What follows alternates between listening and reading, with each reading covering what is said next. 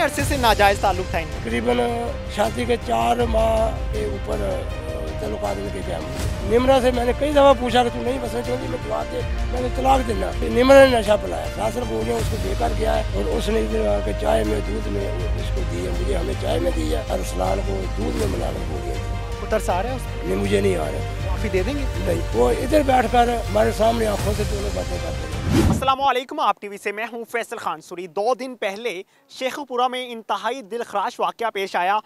बीवी ने अपने आशना वो था जो उसका जेठ था, जिसका नाम फैसल था, अपने आशना के साथ मिलकर अपने शौहर को ज़िबा कर डाला। सारे मामलात क्या हैं ये आपने पहले इंटरव्यू में सुना, जो मुलजिमा का मौक़िफ़ हमने आपके सामने रखा। लेकिन मेरे साथ उसी मुलजिमा के सुसर मौजूद हैं जो हकीकत से पर्दा उठाने जा रहे हैं। इनसे जानते हैं मामलात।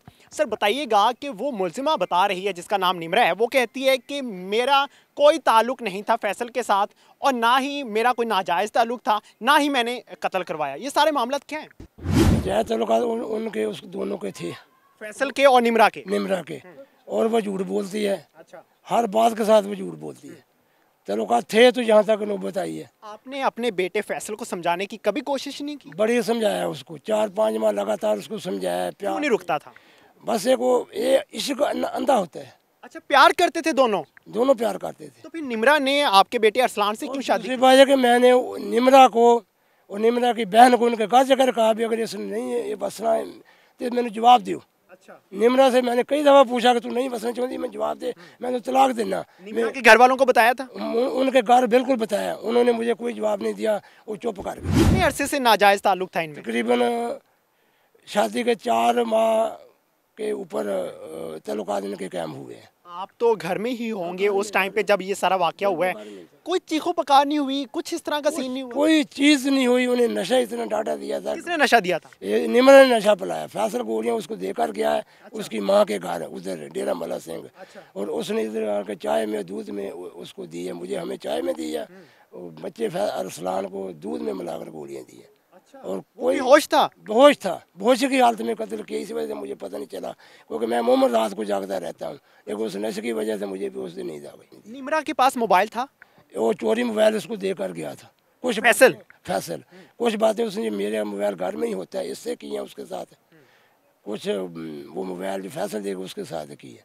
फैसल को पुलिस ने किस तरह से गिरफ्तार किया था? मैंने खुद गिरफ्तार उसको कराया। आपने करवाया? हाँ जी। पुलिस ने अभी तक जो कार्रवाई की है उससे मुतमिन है? तकरीबन मुतमिन हूँ। अच्छा, हाँ जी। पैसे वगैरह तो नहीं मांगे पुलिस ने? पैसे उन्होंने मांगे हैं। कितने? ये कोई बात नहीं, बस सानू खर्चा दी जी, बस एक ही बात है, खर्चा दी जी। अच्छा, हाँ जी। पेट्रोल वगैरह के पैसे भी मांगते हैं जब रेड मारते हैं? बिल्कुल मांगते हैं। पेट्रोल के भी आज फैसलाबाद गए हैं जी, तेरे काम गए हैं जी, मैंने गड्डी खुद करा के दी थी उन्हें। आपने करवा के दी पुलिस को? करवा के दी कैरी डब्बा, 7,000 का कैरी डब्बी करा के देकर उसी बार थानेदार अब्दुल मजीद गया है। ये जो इंस्पेक्टर आया था? अभी उधर से आ रहा हूँ मैं। ये जो इंस्पेक्टर आया था थाने? हाँ, इंस्पेक्टर वही उसी की बात है जी। और उसका जो क्लर्क है उमर है, 3,000 उसने मुझे लिया जी, मैंने खाना खाना है, अभी की बात है जी। 10,000 रुपया भी मैं देकर आया हूँ। अच्छा, बहुत सी मालूमात मिल रही हैं कि आपका बेटा ख्वाहिशमंद है कि आपकी बहू को बचा लिया जाए, यानी निमरा को बचा लिया जाए इस केस में। मैं भी जब SHO साहब के पास बैठा हुआ था तो बहुत से सवालात किए जा रहे थे निमरा से, लेकिन निमरा आंखें मार रही थी फैसल को। उसी वजह से कि मुझे बचाओ, झूठ बोलो तो आप बच जाएंगे तो मैं भी बच जाऊंगी। अच्छा, आप सामने आंखें मार रही फैसल कैसे बचेगा? भाई बाप मुझे छोड़ देगा, मैं बाप बेटा हूँ ना, उसका तो तरस खा जाएगा, माँ कहेगी तो खा जाएगा, तो मेरी माफ़ी हो जाएगी। आपको तरस आ रहा है उस पर? नहीं, मुझे नहीं आ रहा तरस। माफ़ी दे देंगे? नहीं, कभी भी नहीं? कभी भी नहीं माफ़ी दूंगा। अगर थाने वाले कहना मुझे, मैं घर भेज कर थाने को दे दूंगा, माफ़ी नहीं दूंगा। मैंने ये तहिया कर लिया है। फैसल ने अपने सगे भाई को इतनी बेदर्दी के साथ मार डाला है। हाँ जी। जिस हालत में इश्क अंधा होता है, इश्क अंधा होता है। इश्क अंधा होता है। वो इधर बैठकर हमारे सामने आंखों से दोनों बातें करते रहते थे, इसी वजह में उसको घर से निकाला था कि दफ़ा हो जो, इधर वापस आना नहीं है।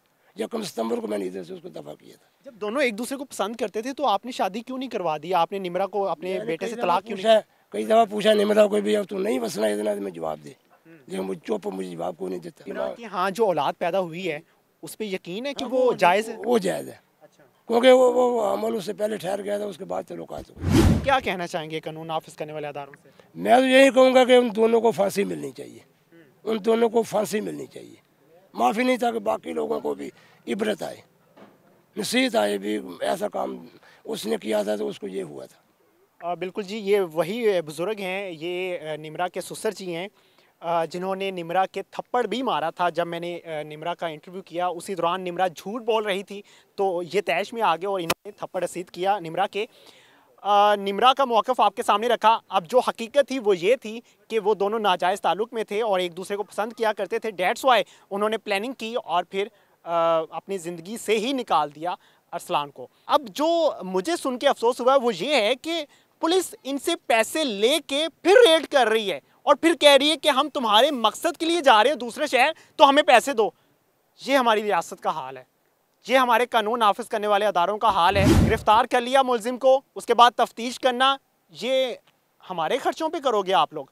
आप लोग हमारे टैक्सों पे पलते हो और हमारे ही पैसे लेकर फिर रेड करते हो, फिर मुलजिम को पकड़ते हो। अब भाई कहाँ का इंसाफ है? इस कौम को कितना बेचेंगे आप? इस कौम के साथ कितना जुल्म करेंगे? इसी के साथ इजाज़त चाहूँगा। अल्लाह।